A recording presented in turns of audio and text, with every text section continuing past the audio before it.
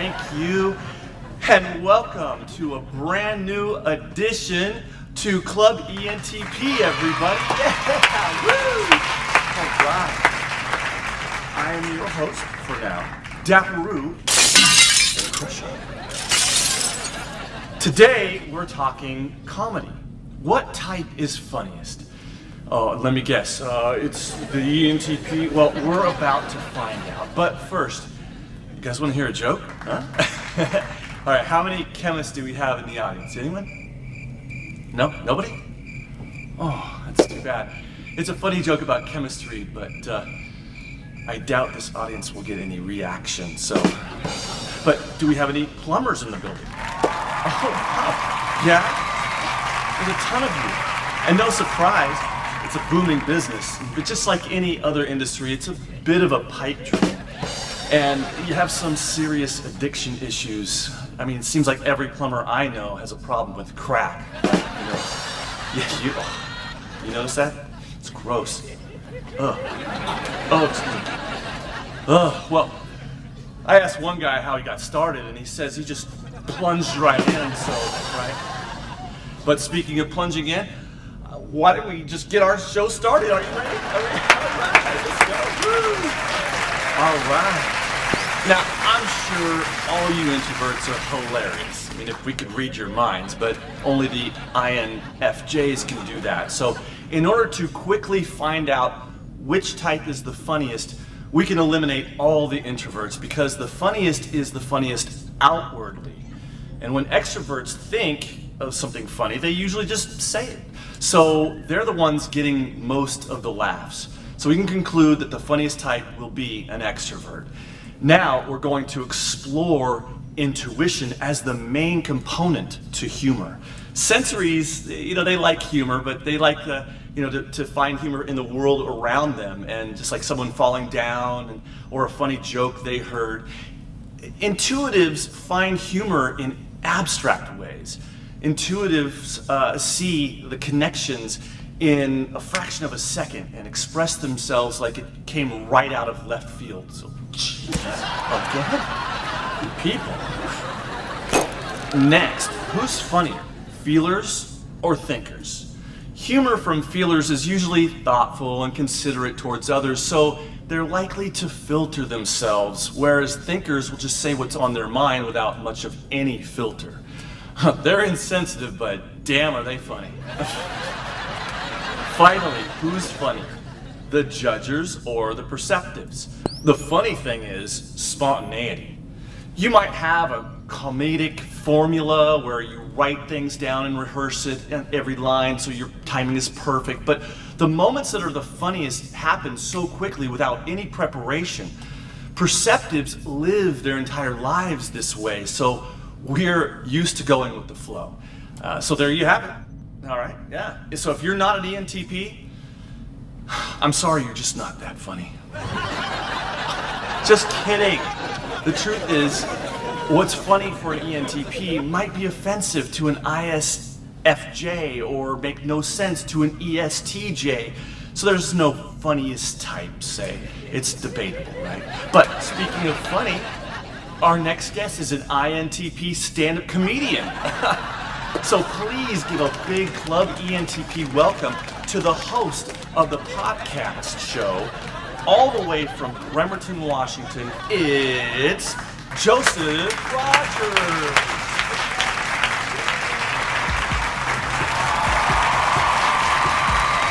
And welcome everyone to Club ENTP with our special guest. He is the host of the podcast show, stand-up comedian Joseph Rogers. Hey, what's up? Thank you. What's it like to have two first names? You like to go by Roger, or would you like to go by Joseph? Or do they just call you Mr. Rogers? Does that make you feel like you both know hand puppets? Moments later. More moments later. Are you pro DMT, or would you do it? Have you done it? I haven't done it, and I will probably do it at some point in time, but just not quite yet. So. But why would you do it, and why haven't you done it? I would do it because I feel like it's a teaser to what's on the other side of what we can sense as human beings right now. You know, like Right. if you think about our five senses, smell, sight, taste, hearing, all that shit. And the sixth, most significant. And so our senses that we use to survive as human beings, they're very flawed in the grand scheme of things on what's going on. We only need to sense what is necessary for our survival. So things like radio waves, things like energy fields that exist in the universe, dark matter, all that shit that exists in the universe, we don't sense that because we don't need to, but it's there. Yeah. And I think that it affects us on a primal level. And I think that to do DMT, I feel like kind of gives us a taste of what's behind our flawed five senses, you know? If you want to look into the deeper meaning of what it means to be human. So that's what I find appealing about it. I also know that before you do that drug, though, you have to want to do it. You have to be ready mentally. You have to be eager to know what's on the other side. And for me personally, I'm still going through some things in my life that I feel like I have to resolve first. And then when I know the time is right, then I'll try it. So. Okay, cool, interesting. 2 hours later. I'm really believing that you're an introvert in the sense that, for instance, you can prove me wrong. If you were in a room full of 100 people that you didn't know, that were all, you know, peers, how long would you want to stay there? And how many people would you meet? As opposed to, would you prefer to just maybe hang back in the corner, you know, with your introverted friend and just not really mingle unless somebody came up to you?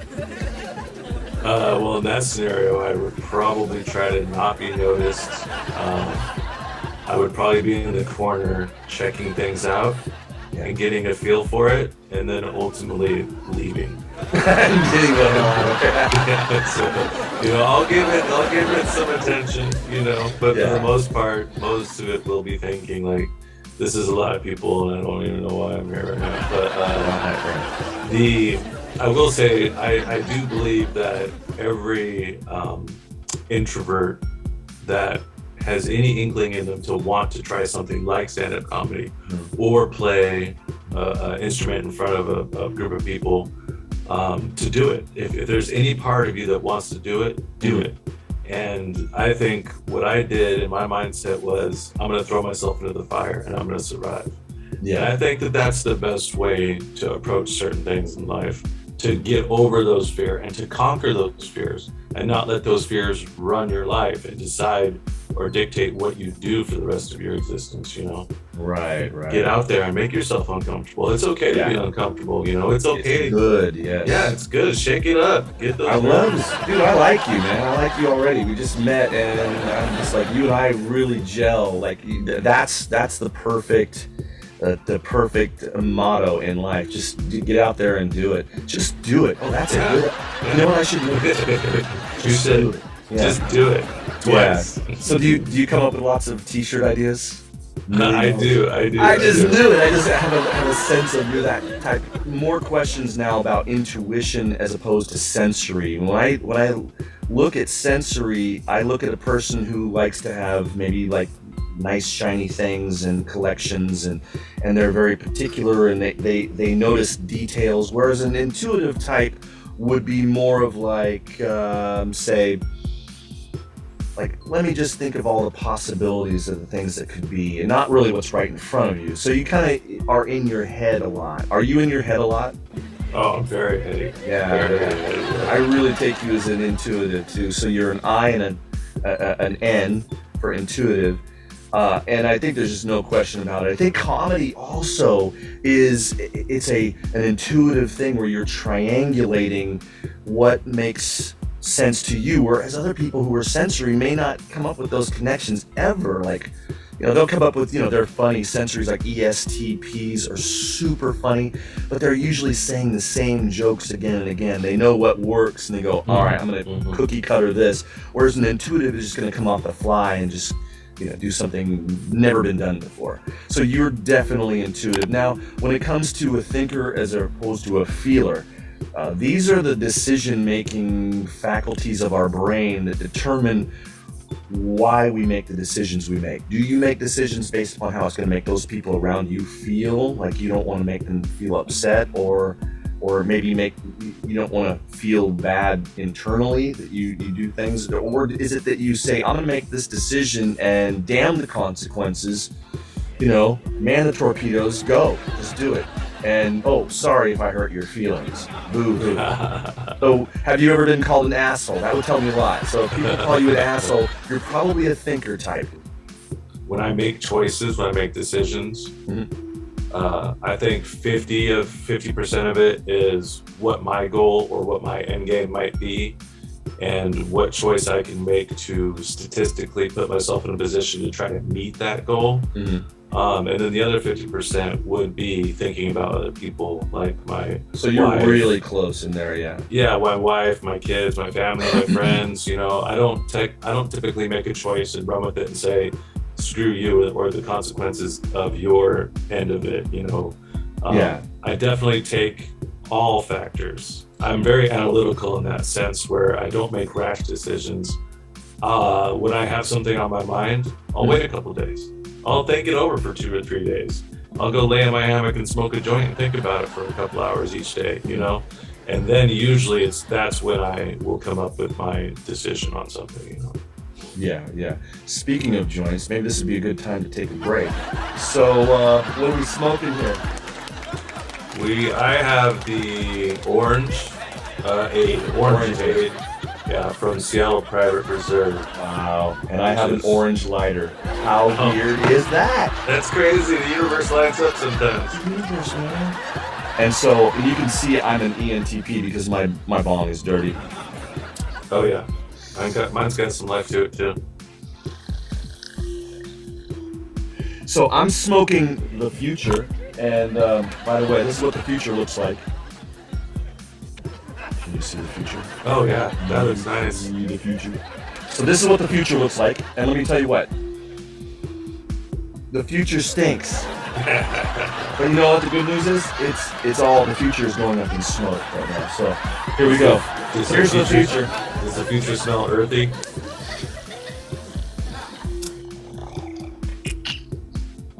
Smells like dog shit. Fertilizer. It's interesting that you've never been typed before. So this will be a blind typing. Now, the thing I'm going to determine is that you are not a feeler, but you are more of a thinker type. So when I determine that you're a thinker, it's because the fact that I factored in, you brought up your wife, because that's a new relationship as opposed to something when you're younger, when you're more of yourself and the developed 18-year-old that you've always been. Now then, the final function is the perception or the judging. You're either a J or a P. And I can determine if you're perceptive by asking, do you procrastinate often? Do you put off things that you should probably do that are your responsibilities in lieu of maybe playing video games? Yeah, procrastination is a daily battle. Right. So if you were a J type, those magazines and articles behind you would have been in a flat, straight line. Yeah. You can walk into somebody's garage. They wouldn't even be there. They wouldn't even be there. They would be where they should be. Right, exactly. So that's one way to determine a person's personality type. So I immediately, when I first saw you on your podcast, I believed you were an INTP, and my initial thoughts were probably exactly true. And congratulations, because that is the most intelligent type. You want to acknowledge the fact that you have a show coming up called The Dope Show. and you're one of the comedians on the roster that night. Can you explain to our audience what the is the Dope Show? Well, the Dope Show is a show done by Tyler Smith, who put that together a few years back. And he does do shows all over the state, Oregon, Portland area, Spokane Comedy Club. But the show that we have coming up is Saturday, February 26th in Bremerton, Washington at the historic Roxy Theater. It'll be our third show there, Dope Show there. So that's where I do a lot of my comedy shows, is at the Roxy Theater. So when we do the Dope Show, we both co-produce the show together to promote it and get people out. Yes. And just come out and have a good time, because the premise of the Dope Show is pretty straightforward. Yeah. Comedians go out there and they do a sober set, and then they go get super high and come back and attempt to perform again high. So yes, the crowd loves it. The comedians always have a really good time.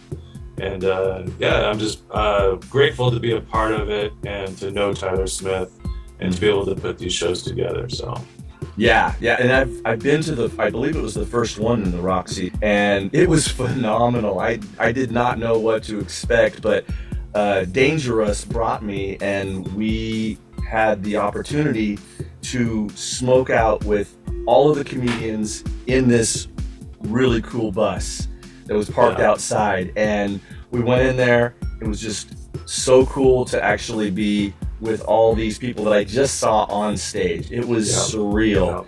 And it was weird because all the stand-up comics were sitting down and I was standing up. And I guess that's role reversal. Reversal, yes. Very interesting. I don't know if you and I have actually met. You seem really familiar, but you have your own YouTube channel called The Podcast Show. And it's so funny because, first of all, number one, you have a red curtain behind you. And then you also, you have people from pot shops all around the area coming on and giving an amazing description of the products that they have, which just make me want to smoke more weed. Yeah, absolutely, and that's the goal. And here's the other weird thing, Joseph, is that before I started this show, I actually thought I was going to make a show about marijuana, and I was going to call it The Podcast. And then here you are, and with the red screen, and with the beard, and you don't have the Thug Life glasses though. I'll get on that. It's a small world, and we live in the same hemisphere of the planet, so it's pretty cool. Can't wait to have you down to the clubhouse, actually in studio, where we can sit down and have another chit chat. Yeah. So the funny thing about the name is that a few years ago I put in the podcast into Google, and it led me to a Facebook page that somebody had, but they weren't doing anything with it. They just said, "Hey, I got this page," and then so a couple years goes by, and then I thought to myself, well, what if I just add the show to the end of it? So I tried the podcast show, and when I did that, there was no results. So like the podcast is nice because it's obvious what it is. You're casting about pot, but to add the show part to it, then I was able to get the Twitter, the Facebook, and the YouTube, and all that stuff. So I thought that was really cool, just adding that one word to it. Oh, and making it my own. Wow, you see it's right above our heads. Wow, that's so cool. How'd they do that? And the red curtain, I actually shoot my episodes in my carport outside. You're like with a shotgun? Yeah, I wish. And so that's where the red curtain is, and it's outside of my carport. Well, in here, to do a Zoom, I have to be on my computer, which is inside. But I will get a red curtain to put in my Zoom calls. Yeah, right here. So that way it looks like it's matching with the podcast shows. And the weird thing is, I believe that I was already subscribed. I get those two wrong. I was actually subscribed to your channel before you and I were even knowing that we had a friend in the middle of us, So nice. Yeah, so you just stumbled across the YouTube and subscribed. Well, because I was looking at podcast. This is such a deep conversation. I gotta take another bong hit. Yeah. Meanwhile, in another dimension. Got him! Good job, Morty. The Pringles worked. Do Right, Joe, something! cause a big portal. Grab the squirrel, throw him back. Do it now. Why am I always your go-to? Meanwhile, So, in closing, is there anything that you want to plug? Any upcoming shows that you have coming up in March, April, the summer? Yeah, I mean, I would just say for anybody watching to check out The Dope Show on Facebook. Tyler Smith runs The Dope Show. Like that page, and also my page, Comedy in Kitsap. Comedy in Kitsap and The Dope Show are going to be working together to have the next 3 shows planned at the Roxy Theater. So we have Saturday, February 26th coming up at an 8 p.m. show. And then the next one after that's going to be a 420 show. So it's going to be on a Wednesday night Nice. on April 20th. And then we're going to do a summer show for sure at the Roxy Theater. So yeah, just like the podcast show, Comedy in Kitsap, and The Dope Show. Yeah. And you'll see where these shows are lining up because they're all over the state. The Dope Show comes down to Oregon and I want to say Idaho too. So yeah, Awesome. just keep an eye out for that. And follow them Oh. online. Such a great idea. You know, I mean, being there, watching these people come out, the first set is straight. They get lit. They come out there 10 times funnier. It is just so funny. I mean, great concept. So I'm going to be going this week, this coming the 26th. So I'll definitely see you there. And I would love to have you and Russ in your studio, and we can give some commentary on some of these street beefs, scrapyard fights that are just epic, absolutely epic. So we can do some commentating on that, and you know, I'm sure that we can throw in our own jabs there. So it'll be a lot of fun. Yeah, we'll do that coming up. I'm looking forward to it. So it was nice to meet you, and it was nice to type you, INTP, and don't forget that podcast on YouTube. Very, very interesting, especially if you like marijuana. So that is going to be great. So thank you very much for coming on to the show. I really appreciate you being our guest. For everybody else, stay tuned for what? Your mail. Oh, and by the way, if you see that squirrel, let me know. We need to sign that contract still. I don't know what we're going to do. All right, brother. And Thank you for that having me. was a lot of fun. Thank you very much for coming on.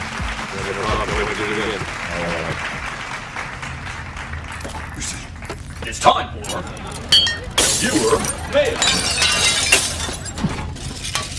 First comment from episode 10 comes from Flower Seeds. Flower Seeds? Hey, is that your real name or are you just a plant? So, what kind of a flower are we talking about anyways? That reminds me of a joke I built. What do you call a botanist who only raises marijuana flowers? Anyone? A botanist. Silly. Moving on. Flowers writes, I've fallen into the ENTP rabbit hole of YouTube, and I have no regrets. Well, Flowers, if this is Alice in Wonderland, that would make me the Mad Hatter. That would explain the talking flowers. Next, Benjamin Flahyman writes in again. He's becoming a regular guest. I see the plumbers are happy about that. He writes in and says, LeVar Burton is one of my heroes, good sir, and thank you for so kindly featuring my comment. Can I call you Ben? Since you've been on the show now so many times. Why is LeVar Burton your hero? I don't know. Maybe because he played a blind man on Star Trek named LaForge. But that doesn't give you any right to forge, copy, or plagiarize his work on the Reading Rainbow. You're a bad poet, and you didn't even know it. Next up, Kunitsa writes in and says, I must say I love the club concept of the channel. I really like the introductions you do. I genuinely pay a lot of attention to them. Thanks for bringing variety content to the channel. INFJ. Wow, thank you very much, but you didn't have to yell at me. Many INFJs have written to me, but don't type as loud as you do. Most INFJs I know wouldn't use that many exclamation points in an entire year. And finally, my story writes, always fun to watch on ENTP. Exciting to see what's next. Hope Carl will consider to sign another year of contract with you. Well, my story. Carl isn't as young as he used to be, so I found an easy way to get his signature. Watch this.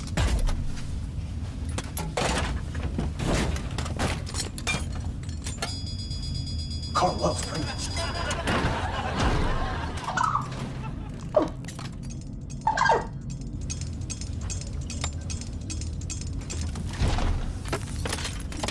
Oh, remember to like, subscribe, and ring the notification bell so you don't miss anything, or this will happen.